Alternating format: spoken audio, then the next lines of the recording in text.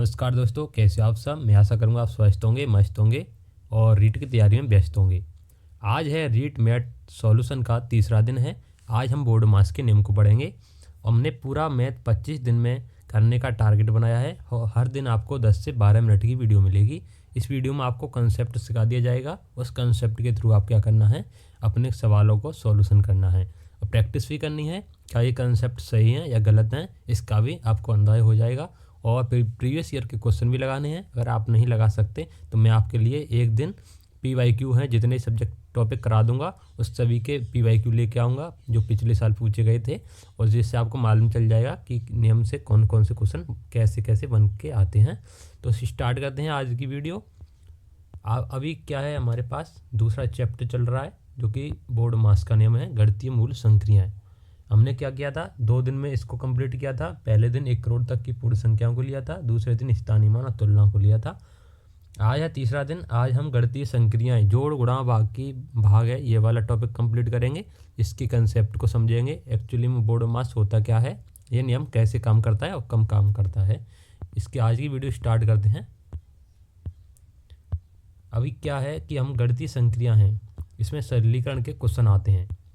इस सरलीकरण के क्वेश्चनों को 2 प्रकार के क्वेश्चन आते हैं कि तो बोर्ड मास के नियम पर आधारित होते हैं और दूसरे होते हैं बीजगणित पर आधारित। बीजगणित बोले तो इसमें a+b का होल क्यू, a-b का होल क्यू, a+b का होल क्यू, होल स्क्वायर वगैरह ऐसे क्वेश्चन आते हैं। उन सूत्रों के द्वारा उन सवालों को सॉल्यूशन किया जाता है। दोनों ही बहुत सिंपल आते हैं। रीट लेवल 1 में, लेवल 2 की बात नहीं कर रहा मैं, लेवल 1 की बात कर रहा हूँ। तो अभी क्या स्टार्ट करेंगे, बोर्ड मास के नियम को स्टार्ट करेंगे। बोर्ड मास का नियम क्या होता है। बोर्ड मास का नियम होता है, बोर्ड मास का मतलब होता है, B का मतलब ब्रैकेट होता है, O का मतलब ऑफ होता है, D का मतलब डिवीजन होता है। डिवीजन बोले तो भाग, ऐसा चिन्ह आता है ना। मल्टीप्लिकेशन M का मतलब होता है, A का मतलब एडिशन होता है, S का मतलब सब्ट्रैक्शन होता है, घटाव। अब क्या होता है, इस क्वेश्चन में बोर्ड मास का मतलब होता है, आपको बता दिया। और इसको सॉल्यूशन करते समय हमें इसी बोर्ड मास के नियम को फॉलो करना है। पहले हमें ब्रैकेट सॉल्यूशन करना है, उसके बाद का, ऑफ का मतलब का होता है, जैसे 2 का 4/5%, 5 का 4/3%, ऐसे क्वेश्चन आते हैं। तो उसमें हमको दूसरे नंबर पर का सॉल्यूशन करना पड़ता है, तीसरे नंबर पर डिवीजन का भाग वाला पोर्शन करना पड़ता है, चौथे नंबर पर गुणा, 5वें नंबर पर जोड़ और 6वें नंबर पर घटाव करना पड़ता है। अगर जोड़ और घटाव में आप कोई सा भी पहले दूसरे पर कर देते हो तो उत्तर में कोई डिफरेंस नहीं आता है। इसलिए पहला इम्पोर्टेंट होता है ब्रैकेट, ऑफ, भाग, गुणा, ये 4 चीज़ इंपॉर्टेंट होती हैं। लास्ट वाले 2 में कुछ आगे पीछे हो जाए कोई दिक्कत नहीं रहती है, इसलिए ऊपर वाले नियम को अधिक ध्यान देना है। इसको कैसे करते हैं अभी स्टार्ट बताता हूँ। जैसे कि हमारे पास एक क्वेश्चन है, इस क्वेश्चन में 5 कोष्टक 16 का 3/4 भाग 1/2 है। इसमें क्या करना है, पहले हमें ब्रैकेट को हल करना है। ब्रैकेट को हल मतलब पहले इस वाले पोर्शन को हल करना है, उसके बाद ही लास्ट में 5 वाला क्वेश्चन हल होगा।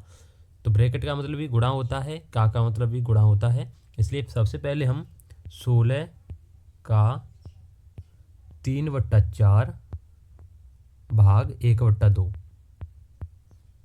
इस वाले सॉल्यूशन करेंगे, इसका सॉल्यूशन करेंगे। सबसे पहले हम का सॉल्यूशन करेंगे, और का की जगह पर हम क्या रखेंगे, गुणा। क्या रखेंगे, गुणा रखेंगे का की जगह पर।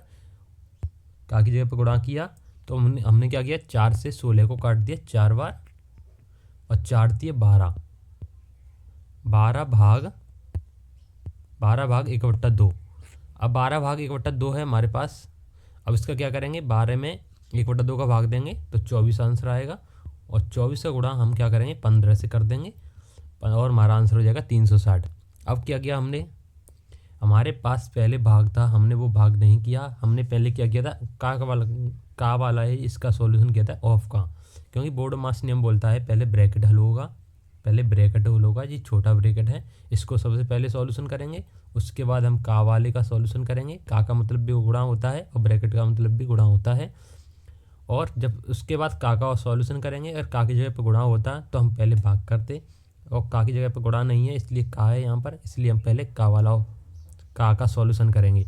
तो 16 का 3/4, 16 का मतलब गुणा, तो 16 गुणा 3/4, तो 4 से 16 काट दिया 4 बार, और 4 का गुणा कर दिया 3 से 12 बार। तो हमने पहले क्या किया था, पहले ब्रैकेट को हल किया था, ब्रैकेट बोले तो ब्रैकेट के अंदर जो भी संख्या होंगी, जो भी समीकरण होगा उसको पहले हल करेंगे। जैसे ब्रैकेट के अंदर हमने 16 का देखा तो का की जगह पे मल्टीप्लिकेशन रखा और उसका 16 का 3/4 कर दिया हमने, 16 गुणा 3/4। उसके बाद हमने भाग किया, भाग में 1/2 था। और आपको एक नियम भी पता होगा, जब हम किसी संख्या में से भाग का चिन्ह हटाते हैं और उसके बाद गुणा का चिन्ह रखते हैं तो वो संख्या क्या होती हैं, पलट जाती हैं। एक एग्जाम्पल देके बताता हूँ यहीं से। 3/4 भाग 1/2 ये क्वेश्चन हमें दे रखा है। जब हम इस भाग को हटाएंगे, इस भाग को क्या करेंगे, गुणा में बदल लेंगे, तो हम क्या करेंगे, इस भाग को हम गुणा में बदलेंगे, तो गुणा में बदलेंगे तो हम 2/1 कर देंगे। 1/2 को क्या कर देंगे, 1/2 का 2/1 कर देंगे। जब पहले जो संख्या भाग में दे रखी होती है, भाग 1/2 था, उसको हमने गुणा में चेंज किया तो 2/1 उस संख्या की अलट पलट कर देते हैं, अंश का हर का अंश बना देते हैं।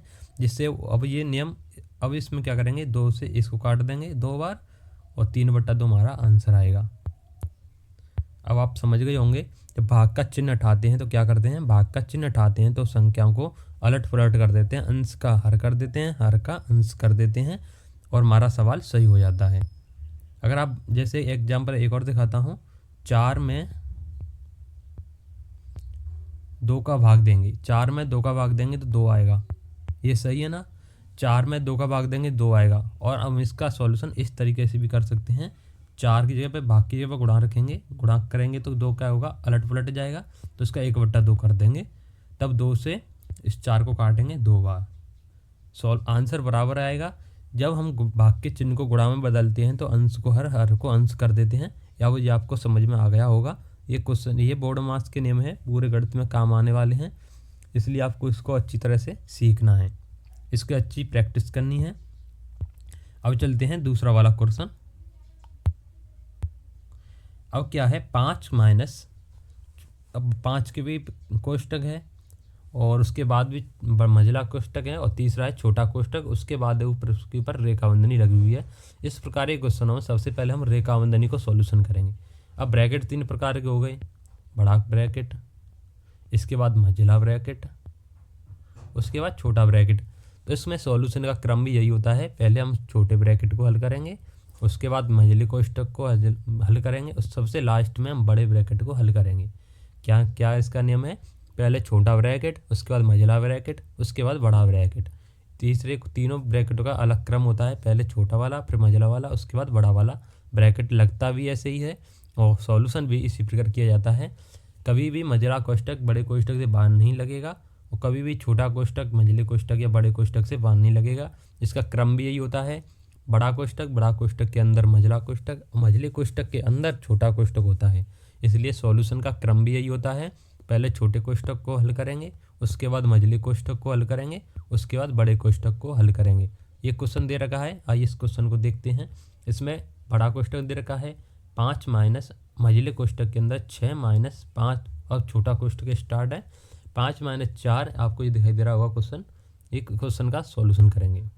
इस क्वेश्चन में क्या है, पहले हमने हमारे पास देख रहे हैं एक लाइन दिखाई दे रही है 4 माइनस 3 के ऊपर, 4 माइनस 3 के ऊपर एक लाइन दिखाई दे रही है, उसमें हम देखेंगे कि वह है रेखाबंधनी। तो इस प्रकार के बोर्ड मास के नियम में पहले सबसे पहले रेखाबंधनी का सॉल्यूशन किया जाता है, ब्रैकेट से भी पहले। तो ब्रैकेट से पहले हम रेखाबंधनी का सॉल्यूशन करेंगे। तो रेखाबंधनी है 4 माइनस 3 के ऊपर, तो 4 में से हम क्या करेंगे, 3 को माइनस करेंगे तो हमारे पास 1 आएगा। क्यों आएगा, क्योंकि हमारे पास रेखाबंधनी है, उसका सॉल्यूशन पहले करेंगे। उसके बाद है हमारे पास छोटा कोष्टक, छोटे कोष्टक के अंदर है 5 माइनस 1, तो 5 माइनस 1 करेंगे तो हमारे पास कितना आएगा, 4। उसके बाद आएगा छोटा कोष्टक, मंझला कोष्टक, मंझले कोष्टक के अंदर 6 माइनस 4 है, तो 6 में से 4 का माइनस करेंगे, क्योंकि पहला छोटा कोष्टक हल किया था, पहले हमने रेखाबंधनी हल की थी, उसके बाद छोटा कोष्टक, उसके बाद मंझला कोष्टक हल करेंगे। मंझला कोष्टक हल किया तो 6 माइनस 4 आया, 6 में से 4 घटाया 2 आया। अब बड़े कोष्टक के अंदर क्या बचा है, 5 माइनस 2, 5 में से 2 गए तो 3। हमारा आंसर क्या आएगा, हमारा आंसर आएगा 3 ANS। क्यों आया, क्योंकि हमने सबसे पहले रेखाबंधनी सॉल्यूशन की थी, उसके बाद छोटा कोष्टक, उसके बाद मंझला कोष्टक, उसके बाद बड़ा कोष्टक। आपने देख लिया होगा कि बोर्ड मास के नियम में पहले ही नंबर पर ब्रैकेट दे रखा है, ब्रैकेट में 3 ब्रैकेट दे रखे हैं, बड़ा ब्रैकेट, मझला ब्रैकेट, छोटा ब्रैकेट। तो सबसे पहले हम छोटे ब्रैकेट को हल करेंगे, छोटा वाला ये होता है। उसके बाद मझला कोष्ठक को हल करेंगे, मझला वाला कोष्ठक ये होता है, ऐसे डिजाइनिंग होगा। उसके बाद बड़ा कोष्ठक हल करेंगे, बड़ा कोष्ठक इस प्रकार होता है। आपने तीनों ब्रैकेट देख लिए होंगे और सॉल्यूशन का क्रम भी देख लिया होगा। सबसे लास्ट में बड़ा ब्रैकेट, उसके बाद में सबसे पहले छोटा ब्रैकेट, उसके बाद में मझला ब्रैकेट, उस सबसे लास्ट में बड़ा ब्रैकेट हल करेंगे। तो सबसे पहले बोर्ड मास के में ब्रैकेट ही सॉल्यूशन किया जाता है, और ब्रैकेट से पहले अगर रेखाबंधनी दे रखी है तो रेखाबंधनी का सॉल्यूशन किया जाता है। रेखाबंधनी के बाद ब्रैकेट, ब्रैकेट के बाद का वाला ऑप्शन आएगा, जैसे कि 3 का 1/3। तो इसमें हम क्या करेंगे, पहले 3 का सॉल्यूशन करेंगे, 3 गुणा 1/3 करेंगे। अभी आपको समझ में आ गया होगा बोर्ड मास का नियम पूरा। अगर नहीं समझ में आया है 2-4 सॉल्यूशन करके देखना घर पे, तो आपको अच्छी तरह समझ में आ जाएगा। तो बोर्ड मास का नियम आपको क्या करना है, घर पे प्रैक्टिस करनी है। आपको किसी भी बुक की किताब लेनी है या नोटबुक की यूट्यूब पे वीडियो निकालना है, वीडियो में प्रैक्टिस सेट निकालना है बोर्ड मास का नियम। उस पर क्या करना है, आपको क्वेश्चन लेने हैं, क्वेश्चन को वीडियो को रोकना है, क्वेश्चन को उतारना है, अपना आपको जो समझ में आया है उससे सॉल्यूशन करके देखना है। फिर जो टीचर बता रहे हैं उनका सॉल्यूशन देख लेना है। अगर आपको ये ब्रैकेट और समझ में नहीं आया है कि ब्रैकेट कौन सा पहले सॉल्यूशन होगा, तो कमेंट बॉक्स में बता सकते हैं, मैं आपको और भी अच्छी तरह समझा दूंगा। जो प्रैक्टिस सेट लेके आऊँगा उसके, जो PYQ लेके आऊँगा आपके लिए, उसमें और अच्छी तरह आपको समझा दूंगा। तो अभी आप आज के लिए बस इतना ही, मिलते हैं नेक्स्ट वीडियो में। अगर आपको कोई भी सॉल्यूशन नहीं समझ में आया है तो मुझे बता सकते हैं। एक बार और नियम को समझा देता हूँ। पहले रेखाबंधनी का सॉल्यूशन होगा, उसके बाद ब्रैकेट का सॉल्यूशन होगा। ब्रैकेट में भी सबसे पहले छोटा ब्रैकेट, दूसरे नंबर पे मझला ब्रैकेट, तीसरे नंबर पे बड़ा ब्रैकेट में सॉल्यूशन होगा। उसके बाद का है उसका सॉल्यूशन करेंगे। उसके बाद भाग की जगह फिर उसके बाद गुणा के बाद जोड़ के बाद घटाव करेंगे। ये क्रम है, इस क्रम को फॉलो करना है, तभी हमारा आंसर सही आएगा। कल की वीडियो में बीजगणित पर आधारित क्वेश्चन बताऊंगा, उसके कुछ सूत्र वगैरह लिख के लेके आऊँगा, वहाँ पर मैं आपको बता दूंगा कौन सा सूत्र कहाँ पर लगता है। तब तक के लिए धन्यवाद।